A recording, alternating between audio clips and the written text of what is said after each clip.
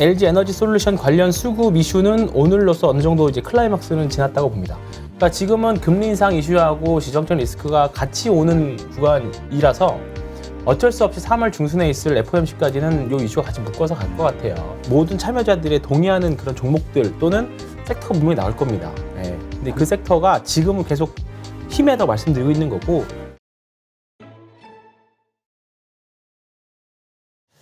일단은 사실 오늘도 장중에는 흐름이 뭐 우리나라 지수는 나빴지만 나스닥 선물이 거의 보합까지 해주면서 좋은 흐름 보여줬는데 지금 유럽 시장 개장하면서 생각보다 좀 많이 밀리고 있어요. 독일 시장이 한 3.6% 정도 밀리니까. 그러니까 다 독일하고 유로스탁스 50도 네, 많이 밀리죠. 그러니까 이제 나스닥 선물도 한 1%까지 갑자기 밀리는 경향들이 좀 있었고요.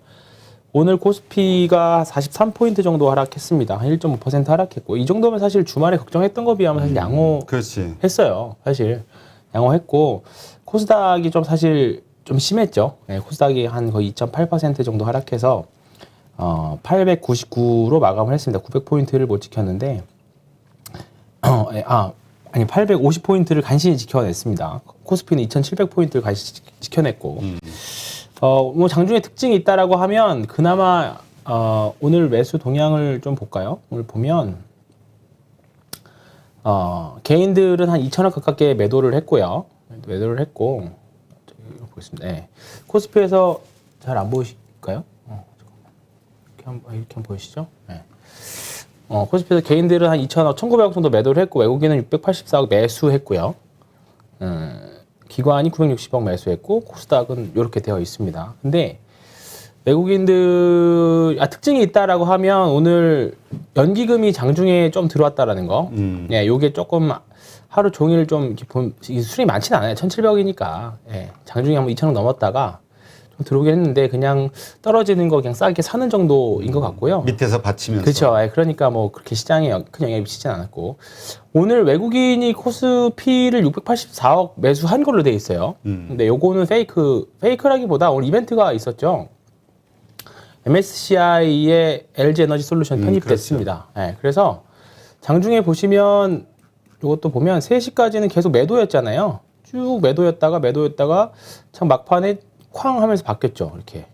예, 여기 바뀌는 순간 여기 3시 반에 바뀌는데, 뭐 다른 종목도 매수를 했는지 모르겠지만 오늘 LG 에너지 솔루션이 편입이 되었기 때문에 일단은 요 이슈가 좀 반영돼서 플러스로 나왔던 것 같고, 일단은 LG 에너지 솔루션 관련 수급 이슈는 오늘로써 어느 정도 이제 클라이막스는 지났다고 봅니다. 일단 굵직한 편입 이슈는 이제 마감이 됐고, 3월 달에 코스피 200 편입이 있기는 한데, 요 코스피 200 편입은 사실 지수에 엄청난 시장 종목별로 엄청난 영향을 미치었던 경험 별로 없기 때문에 오늘까지가 이제 마감, LG 에너지 솔루션을 뭐 이제 수급 꼬임 현상으로 해석하기에는 점점 이제 그 영향력이 좀 더 감소하는 그런 구간인 것 같아요. 예. 그게 좀 있었습니다. 그리고 오늘 그나마 다행인 게 2가지 정도가 있는데요. 오늘 장 초반에 항상 이런 대외적인 리스크가 발생하면 우리가 보는 게 항상 환율이거든요. 그렇죠. 네, 환율인데 환율이 장 초반에 1,200원을 살짝 넘긴 했는데 생각보다 별로 안 올랐어요. 그러다가 장 마감할 때는 보면 오히려 또 하락을 해가지고요. 1,200원 살짝 건드리긴 했지만 오늘 오후 들어서 하락 전환하면서 1,191원으로 마감했습니다. 오히려 하락해서 마감했기 때문에 이런 부분들은 뭐 그냥 시장이 밀리니까 밀리는 정도지 뭔가 대외적인 리스크, 엄청난 리스크는 아닌 것 같다. 외국인이 엄청 대량 이탈한 정도는 아닌 것 같다. 그거가 하나가 있었고, 오늘 제가 3가지 포인트, 기대할 수 있을 만한 포인트 3가지 정도를 말씀드릴 건데, 그 기대한다라는 거는 네. 참 말하면서도 참 그죠? 배심이 안 들어가는데, 주가 상승에? 네, 아니요. 추가 하락 방어 정도. 추가 하락 방어. 네, 자신 있게 뭐 V자 반등 이건 지금 말씀 절대 못 드릴 것 같고, 여기저기서 이제 힌트를 어떻게 보면 찾아보는 거죠. 첫 번째가 환율이기 때문에 외국인들이 크게 이탈하지 않았다는 점. 그래서 오늘 뭐 MSCI 지수 편입이 있다고 하더라도 그렇게 외국인들의 매도 수량이 엄청 많지는 않은 편이죠. 코스피, 코스닥 할 거 없이. 그리고 두 번째는 그 다음에는 선물입니다. 선물이 자 볼게요. 작년 12월 동시만기 이후에 지금까지 보면요. 지금 3조 5천억이거든요.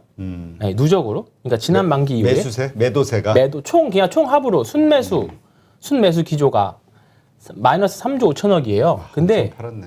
엄청 많이 팔았죠. 근데 이거 일주일 전으로 돌려볼까요?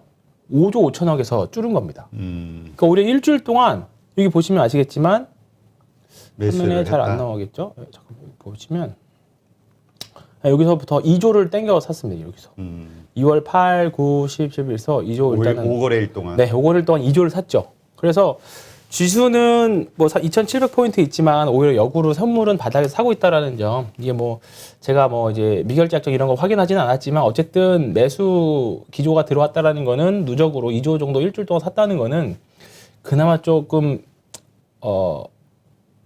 기대해 볼 만한 거. 3월 만기까지는 아직은 3월 만기가 많이 남았습니다. 다만 이제 지금 옵션 판에서는 계속 품매수하고 있기 때문에 단기적으로는 뭐 리스크는 있겠죠. 예, 근데 일단은 조금 중장기적으로 했을 때는 좀 얘네들이 여기서 이제 여기다가 현물만 좀 뭔가 의미 있게 좀 사주면 요 지금 구간만 이 리스크만 좀 위기만 좀 지나고 나면 될 것 같은데 아직은 뭐 사실 기대만 하는 부분들이죠. 예. 그렇지. 근데 그 지난번에 그 이경민 팀장도 네. 대신증권 그런 얘기를 했었거든요. 워낙 작년에 강세론자였는데 네. 그 여러 가지 지표들을 해석하면서 추석 이후로 추석 네. 때였죠. 작년 9월, 10월. 네, 네. 그때 이후로 뷰가 네. 그때 저기 계속 사무실 출근해가지고 계속 데이터 보면서 그때 뷰를 바꾸는 그 작업을 했었는데 한 번은 이제 하반기 떨어졌잖아요. 근데 이번 달 마지막 그러니까 이달 안에 한 번 더 이렇게 좀 3월 금리 인상하기 전에 한 번 더 이렇게 쌍바닥을 만드는 급락이 있지 않겠냐 네. 이런 얘기를 했었거든요. 네. 근데 이제 문제는 그리고 나서 희망적인 게 이제 다시 올라오지 않겠냐 반등하는. 네. 우리가 이제 기대하는 건 그거란 말이죠. 그렇죠. 쌍바닥을 만들어내는 네, 거죠. 쌍바닥 당연히 자연스러운 과정이고요. 요 얘기는 조금만 뒤에 하고요. 마지막으로 아까 세 개 말씀드린다고 했는데 환율 별로 큰 움직임이 없다는 거랑 선물이랑 다행히 오늘 오히려 더 빠졌으니까. 그거랑 선물 그나마 일주일 동안 2조 매수했다라는 거랑 그리고 마지막은 이제 코스닥 하락 종목 수인데요. 네. 우리가 보면 이런 급락장에서 오면 뭐 이제 코스닥 하락 종목 몇 개 이상 하면 그 뒤에 1개월 뒤, 3개월 뒤 수치 이런 거 나오잖아요. 근데 지금 오늘 보면 역대 최대인 1,320개가 나왔어요. 코스닥에서. 아, 네, 그래요? 역대 최대 수준입니다. 그러니까 1월 24일, 올해 1월 24일 날 1,279개, 그 다음에 25일 날 1,300개, 27일 1,280개인데요. 대부분 이제 요러고 나서 한 달 뒤에 얼마 상승했다 그 통계가 나오기도 전에 오늘 역대 최고치를 찍은 거예요. 근데 과거 통계치들 보면 충분히 한 달 뒤에는 이런 1,000개 이상의 하락이 나온 1개월 뒤에는 대부분 반등이 나왔었거든요. 근데 이제 지금 과연 어디가 최대치일지는 모르겠다는 거. 근데 어쨌든 가장 역대 최대치의 하락이 계속 나오고 있다라는 거. 그런 부분들인 거죠. 그래서 어쨌든 지금 과거 사례들로 보면 이 정도 뭐 한 달 뒤, 그러니까 1월 24일로 봤을 때 2월 말 정도 되면 어느 정도 지금보다는 좋아져 있을 거라고 봅니다. 그리고 항상 지정학적인 리스크, 그러니까 특히 러시아 관련 이슈는 항상 그 체첸 사태 때도 그랬고, 그 다음에 2013년도에 크림반도 사태 때도 병합한 크림반도 사태 때도 사실 한 석 달 고생한 거 정도거든요. 그리고 나서 다 회복했어요. 최대 석 달이었고 실제로 지수에 영향을 미쳤던 한 달 정도였습니다. 그러니까 지금은 금리 인상 이슈하고 지정적 리스크가 같이 오는 구간이라서 어쩔 수 없이 3월 중순에 있을 FOMC까지는 이 이슈가 같이 묶어서 갈 것 같아요. 이 지정적 리스크는 끝나더라도.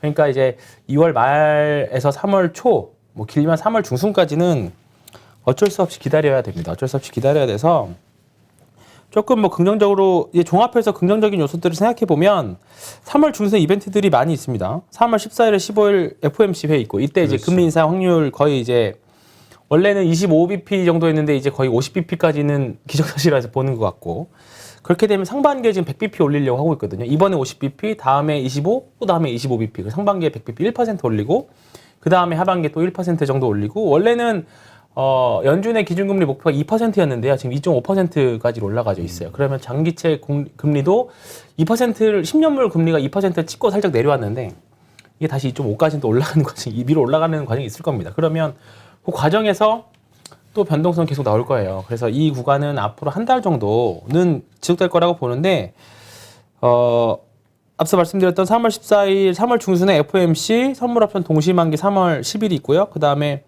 대선도 있죠. 이런 국지간 이벤트가 3월 초 중순에 다 마무리가 돼요. 고기가 지나가야 좀 뭔가 안개 거치듯이 싹 거치고 안개 거치는 거 보면 순식간에 확 거치잖아요. 그런 것처럼 그런 거를 좀 기대하는 구간이 필요한데 시간이 필요합니다. 시간이 필요한데 앞으로 짧은 보름에서 한 달 정도 필요할 것 같다. 네. 그래서 이제 그 고난의 행군을 네. 하자 뭐 이런 얘기를 하는데 고난의 행군 시기입니다. 고난의 행군 시기. 아니 이거 무슨 아니 근데 뭐 고난의 행군 시기. 그러니까 어쩔 수 없어요. 지금 워낙 이 현실에 매몰이 되면은 네. 앞이 너무 막막하고 깜깜하니까 그렇죠. 그래서 그 아까 쌍바닥 이야기 이쪽으로 다시 가면 코스피 차트 보면요. 그러니까 결국은 다 이게 차트를 아무리 안 보려고 해도 이제 아니 거기서 자꾸 어쨌든 현상에 대해서 원인을 자꾸 해석하려고 그죠? 네. 해볼 수밖에 없으니까. 그러니까 우리나라 지수도 여기서 내려왔다가 이제 반등 사실 저는 여기 2,800을 터치를 하기를 좀 했으면 조금 더 예쁘게 매도할 수 있는 그림이 나올까 했는데 2,800 포인트를 터치하지는 못했고 후행적으로 좀 그려지는 부분들이 있지만 결국은 쌍바닥의 빌미를 그냥 이 명분 삼아서 지금 내려가려고 하는 게 아닌가 싶습니다. 제일 중요한 건 이제 오른쪽 엉덩이가 더 높아져야 이제 상승 각도를 더 이제 반등 신호를 좀 더 보여주거든요. 그러니까 예를 들어서 여기하고 요렇게 만들어주는 것보다 이제 한 요 정도 2,650 요 정도 수준에서 만들어주는 게 이거 그러니까 완전 우리 저 그 네. 뭐라 그러지? 이렇게 만들어주는 게 더 낫죠. 요거를 기대해야죠. 네. 진짜 뭐라 그럴까? 기도매매법 같은데 이거. 근데 이제 뭐 기도매매법이라고 할 수도 있지만 이거는 차트고 이제 거기다가 이제 밸류에이션을 가져다가 붙여보면 LG 에너지 솔루션이 상장하면서 어쨌든 비싸진 건 비싸진 거거든요. 맞아요. 그러니까 우리나라 밸류에이션도 낮아졌고, 그러니까 PBR 선행 PBR 1배 수준이 지금 2,700 언저리입니다. 2,650에서 2,700 포인트 보는 거니까 후행 PBR은 2,450 정도 되거든요. 그러니까 정말로 우리가 최후의 마지노선으로 쓰는 건 이 정도 수준인 거죠. 2,450 정도, 2,500에서 이 정도 수준이고, 일단 선행 PBR로 봤을 때는 2,650에서 2,700 정도 보는 건 지금 2,704잖아요. 그러니까 요 밑에는 사실 언제든지 내려갈 수 있어요. 일시적으로. 그리고 뭐 당장 정말로 확률은 낮다고는 지금 하는데 실제로 뭐 러시아가 우크라이나 침공을 하고, 사실 가장 두려운 시나리오는 이거잖아요. 러시아가 우크라이나 침공하고, 그러면 나토 참전하고, 그러면 미국 참전하고, 그럼 러시아 쪽에선 중국도 참전하고, 그럼 우리나라도 참전하고, 점점 그러면 3차 세계대전. 3차 대전. 그러면 주식 뭐 하나 그만 아무런 의미 없습니다. 어차피 그러니까 돈 다 뭐. 그럼 의미 없는 거죠. 그러면 3차 대전 다 죽는다. 그런 과정을 하면 굳이 지금 안 지르지 않을 필요가 전혀 없지 않을까. 그러니까 바이러스도 마찬가지잖아요. 어차피 바이러스 다 죽고 어차피 극복할 거라고 보면 주식 사는 시기였고, 전쟁으로 인류가 다 멸망해서 돈이고 뭐고 다 필요 없는 시기가 올 걸, 인류가 멸망한다라는 시기로 간다라고 하면 주식도 필요 없으니까 그러면 주식 한번 사보는 시기다. 극단적으로 말씀을 드리면 지금 그런 과정인 거죠. 근데 이제 좋게 해석하자고 하면 결국은 이렇게 해서 이런 반등 시나리오, 반등이라기보다는 급락 이후에 뭔가 이제 재정적인 지원, 이제 코로나 때는 급락 이후에 사실 이 자리에서 이때는 연준의 도움이 있었잖아요. 그러니까 V자 반등이 가능했고, 근데 지금은 그런 거 없잖아요. 그런 거 없고, 정말로 살면서 정말 인플레라는 단어를 이렇게 많이 들어봤던 시기가 최근 한 몇 달인 것 같은데, 어쨌든 지금은 연준은 조이기를 하고 있으니까 V자 반등보다는 2018년 11월, 12월 정도의 흐름이 되지 않을까 이렇게 생각하고 있는 거죠. 저는 여기 2018년, 12월. 네, 여기입니다. 여기 급락 이후에 요 정도 수준이라고 보는 거죠. 요 정도 수준. 그래서 여기 정도까지는, 여기도 이게 한번 이게 주봉입니다. 이거 맞고 이제 좀 뚫고 올라가는 듯 하다가 다시 맞고 내려왔는데, 여기 이후에 이제 금리 인상을 적응하는 과정이 필요한 거죠. 이때도 이제 금리 다 올렸을 때였거든요. 2018년, 2019년도. 그러니까 이 적응하는 과정인데, 이러면서 이제 뚝 떨어지면서 금리 뚝뚝 떨어뜨리고 다시 이제 시장에서 이렇게 반등한 건데, 아마 올해 2022년은 요 정도 흐름이 되지 않을까 생각을 하고 있는 거죠. 그러니까 지수는 별로 재미없는 장. 예, 대신에 근데 그 체감 2019년 되돌이켜 보면 2018년 하반기가 너무 안 좋았어 가지고요. 만족하는 걸로 굉장히 만족했던 것 같아요. 예, 대형주가 올라왔다기보다는 많이 밀렸던 종목들이 많이 올랐던 시기였던 것 같고, 그 당시에도 반도체 종목들이 상대적으로 좋았었고, 뭐 그런 흐름들이 좀 있었습니다. 그러니까 지금 섣불리 예상하긴 또 어렵고, 지금 사실 예상보다 대응이 더 중요한 장이기는 한데 어쨌든 2,700 이하 포인트는 어딘지 모르지만 반등 포인트는 만들어지긴 할 거예요. 그러니까 주봉으로 봐도 지금 장기평선 요 테스트 하고 있잖아요. 이게 121선인데 여기 정도 2,650 언저리가 일단은 현실적으로 한번 기대해 볼 수 있는 구간이긴 합니다. 이거는 근데 이런 라인들은 지나고 나서야 맞아요. 별 의미 없습니다. 지나고 나서 여기가 결국은 맞았더라 이렇게 해석되기 때문에 만약에 여기서 한 번 더 밀리면 공포의 툼에도 나올 확률이 굉장히 높아요. 그렇기 때문에 그 구간은 예측하기가 굉장히 어렵습니다. 심적인 구간이기 때문에. 그래서 뭐 이때도 마찬가지였어요. 이때도 지극히 마찬가지였고. 그러니까 이때는 어쩔 수 없이 파생 쪽에 기댈 수밖에 없어요. 예, 이제 그거는 만약에 변동성이 심해지거나 그랬을 경우에는 기회가 되면 또 말씀드리긴 하겠지만 어쨌든 지금부터는 어려운 구간 여전히 많이 남았고 그리고 대신에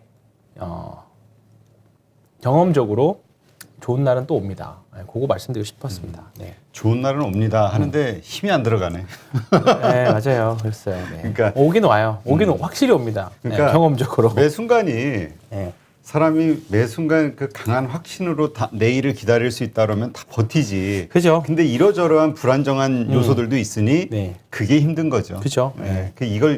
이런 두려운 본성을 이겨야 이게 과연 뭘 지나고 나서 맞는 것인지 틀린 것인지는 가봐야 알겠지만 어쨌든 필요한 순간이긴 한데 지금 그런 얘기는 있어요. 지금 미국 뭐 우리가 사실 3차 세계대전 뭐 이래서 뭐 지구가 멸망할까 이거는 거기까지는 안 가고 그렇죠. 네. 그냥 긴장 관계 그리고 네. 진짜 어떤 국지전이라도 벌어지면 다시 에너지 폭등하고 그렇죠. 인플레이션 그렇죠. 이러면서 네. 주식시장이 망가질까 봐 걱정하는 건데 미국의 입장에서는 오히려 전쟁하는 게 필요할 수도 있다 이런 얘기도 있고 그렇습니다. 왜냐하면 군수산업 네. 활성화를 위한 네. 그 또 경제난 돌파 네. 뭐 또 한편에서는 뭐라 하더라 뭐 하여튼 여러 가지 있어요 얘기가 네. 그러니까 이제 더 불안한 거라 사람들이. 오히려 러시아는 안 하겠다고 하는데 미국이 그 전쟁 부추기고 난다는 있다. 소리는 푸틴은 안 해. 네. 근데 미국 쪽에서 자꾸 전쟁 분위기를 니네 만든다고. 하려고 하는 거 아니야? 하려고 하는 거니 계속 그런 분위기가 좀 있죠. 네. 아 이게 참 웃을 일이 아닌데 네. 참 어이가 없어가지고. 네, 하여튼 그러니까 네. 분명한 거는 매 어려운 순간 코로나 때도 이렇게 보면 그죠. 합당했어. 그때는 네. 정말 막 중국에서 우한에서 사람이 막 죽어나가고 막 뭐 공포 심리가 봉쇄하고 뭐 전염병 그 학자들의 그 말에 의하면은 막 예전에 패스트 얘기 나오고 그죠. 그러면서 망할 것 같았거든 세상이. 그러니까 앞일을 알 수 없는. 네. 그러니까 그러한 공포심 그리고 합리적으로 비관적으로 생각할 수밖에 없는 상황. 맞아요. 이걸 이겨내야 되는데 그래서 이제 인간의 본성을 극복해야 돼서 그래서 주식이 어렵죠. 네. 어렵죠. 지금 마냥 뭐 사실 지금 뭐 좋은 주식이라고 지금은 뭐 다 결과적으로 안 좋은 주식이 돼버렸죠. 근데 실적 성장성이 있다라고 생각하는 주식들 가지고 있는 분이시라고 하면 올라올 때 분명히 올라오긴 할 겁니다. 대신에 이제 지금은 아니고 반등할 때 이제 리밸런싱 과정을 굉장히 조금 그때 잘해야 다음 주도주를 이제 또 찾아야죠. 분명히 코로나 사태 이후에 다 모든 주식이 급락한 이후에 분명히 주도주 스타주들이 탄생했잖아요. 분명히 이번 하락도 지나고 나면 분명히 또 뭔가 지금 시장을 압도적으로 상승하는 주도주가 나타날 거예요. 이게 제가 이제 항상 보는 게 이제 주도주의 생로병사를 말씀드렸을 때 생을 항상 말씀드리는 게 이 부분이거든요. 이게 그거는 분명히 시대를 관통하는 뭔가 투자 아이디어 거기다가 실적도 되고 그 다음에 많은 투자자들의 동의를 얻는 뭔가 실현 가능한 이익, 다가올 미래에 대한 그런 부분들을 다 모든 참여자들의 동의하는 그런 종목들 또는 섹터가 분명히 나올 겁니다. 예. 근데 그 섹터가 지금은 계속 희미하다고 말씀드리고 있는 거고 그거를 찾는 과정을 찾기 위해서 계속 봐야죠. 그러니까 지금은 성장주 분명한 건 성장주가 우리가 돈을 벌 수 있게 해줄 거는 맞는데 네. 단지 실적이 있는 성장주여야 맞습니다. 된다. 예전처럼 작년이나 재작년처럼 네. 그렇죠. 네. 꿈으로 당연하죠. 기대감만 실적이 붙어 있는 성장주는 금리 상승계도 오를 겁니다. 근데 단순하게 스토리 뭐뭐 할 거래 단순히 이제 꿈으로만 가는 성장주들은 시장에서 가장 먼저 내쳐지는 종목 섹터군들 중에 하나죠. 그래서 사실 그래서 지금 상대적으로 지금은 가치주 섹터들이 더 강한 모습들을 보여주고 있잖아요. 오늘 만약에 장이 어렵게 또 나스닥이 끝난다. 그럼 내일도 우리 한번 봐볼까요? 어려울 거라고 생각해야 되겠죠. 혹은 우리 또 선반일 가끔 수도 반대로 있고. 갈 때도 있어. 네, 그죠. 예. 네. 근데 아까도 얘기했지만 기분 좋은 거는 환율이 떨어지고 있으니 혹시나 네. 하는 기대감이 생기는 거죠. 내일 전략 어떻게 하는 게 좋을까요? 지금 독일이 큰 의미가 없네요. 거의 그대로고요. 그렇지 3.5% 지금 네. 하락 중이라. 네, 거의 그대로고 어떻게 간밤에 어떤 게 나올지는 모르겠지만 만약에 내일 떨어져서 2,700 이렇게 하면 당연히 2,700 깨지겠죠. 그리고 오늘 장 막판 3시 정도 넘어갔을 때 보면 반대 매매를 우려해서 먼저 선제적으로 나오는 물량들이 많이 있었거든요. 3시 넘어서. 그리고 오늘 외국인들의 순매수는 엔솔 이슈로 인한 수급이었기 때문에 큰 의미가 없고. 그럼 내일 아침에 또 반대 매매 또 나올 겁니다. 예, 그러면 오늘 하고 내일 정리되는 반대 매매들은 아마 이번 주 수요일, 목요일, 금요일까지 해서 계속 잔고로 잡힐 거예요. 그래서 거기서 좀 줄으면 이제 다음 주 정도에는 좀 이제 물론 우크라이나 이슈가 좀 잦아들어야 될 겁니다. 예, 그거는 정말 예상할 수 없는 거기 때문에 그렇다 치면 그러면 좀 반등은 가능할 거라고 봐요. 근데 뭐 지금 당장은 뭐 V자 반등은 어려울 것 같고 하락이 멈추기를 좀 기대해 보고 이제 재정비하는 시간을 좀 갖는 기간이 좀 더 늘어난다. 예, 그래서 고난의 행군이 앞으로 한 달은 기다릴 것 같다. 우리가 무슨 진짜 뭐 없습니다. 그 북한의 그 뭐지 구호 노동 구호가 맞죠, 예, 그렇습니다. 노동 구호가 예. 우리한테 적용될 줄은 고난의 몰랐는데 행군. 근데 또 좀 이런 생각도 들어요. 이게 유럽이라든가 이런 쪽에서는 악재로서 이렇게 할 수 있지만 미국 시장에는 오히려 아까 얘기했지만 미국의 입장에서는 좀 그 그럴까요? 군수 산업에 긍정적인 면도 근데 있기 그러면 때문에 차라리 로키드 마틴 이런 쪽이 오르지. 미국도 금리 상승기에 성장주들 세게 만든 거는 어차피 저도 좀 이제 쉬는 구간이라고 보기 때문에 빅테크 주식들 지금 최근에도 보면 리오프닝 주식들만 더 강하거든요. 그렇지. 그러니까 미국도 그렇고 한국도 그렇고 이런 추세는 조금 더 될 거라고 봅니다. 시장이 진정이 돼야 됩니다. 근데 우리가 이번에 우크라이나 사태, 러시아 사태를 예상하지 못했던 것처럼 분명히 또 예상하지 못한 곳에서 또 해결될 거라고 봐요. 또 그럴 수 있습니다. 네. 여러 가지 가능성이 있습니다. 하여튼 그 이렇게 모두가 다 하락할 수밖에 없는 것처럼 보이는 상황에서는 또 나스닥이 반등하는 경우들이 있어가지고 그죠? 예. 아니면 이상하게 한국 시장은 괜히- 또 뭐야 왜 반등해? 또 그럴 수도 있죠. 그렇죠. 또 나스닥이 떨어졌는데 한국이 오를 수도 있고. 그러니까 하여튼 우리가 너무 희망의 끈을 많이 버리죠. 밀렸네요. 그러니까 이게 단기적으로 보면 안 될 것 같아요. 이미 그러한 시장 상황은 아니고 네. 좀 중장기적으로 보고 마음 관리를 잘 할 수밖에 없는 상황. 본의 아니라 하더라도 네, 그렇습니다. 참. 억울해서 못 팔겠다. 오늘의 일자만 팔면. 감정적으로 대응하는 건 아니고요, 절대로. 근데 지금 주식대에서는 못 판다. 네, 그렇죠. 네. 그 위에서도 참았는데. 그 위에서는 좀 팔긴 했는데 다시 사서 문제죠. 그러니까 네. 1월 달까지 1월 초까지만 해도 잘 치고 빠지고 네. 치고 빠지고 하다가 1월 중순부터 아이. 물린 것 같아요. 황 팀장도. 속상하네, 속상해. 네. 하여튼 아마 모든 투자자들이 똑같은 상황일 네. 거예요. 그러니까 다 모두가 이렇게 힘들 때 오히려 그게 또 위로가 될 수도 있는 거니까 그렇죠. 네. 잘 버티면서 이 고난의 시기를 한번 잘 버텨보시죠.